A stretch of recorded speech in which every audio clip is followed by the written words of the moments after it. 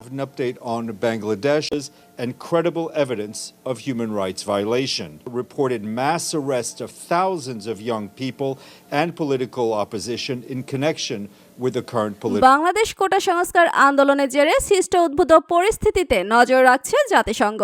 বৈশ্বিক সংস্থাটির মহাসচিব অ্যান্তনিও গুতেরেসে আন্দোলনরত শিক্ষার্থীদের বিরুদ্ধে নিরাপত্তা রক্ষীদের অতিরিক্ত শক্তি প্রয়োগ ও মানবাধিকার লঙ্ঘনের বিশ্বাসযোগ্য তথ্য প্রমাণ পেয়েছে।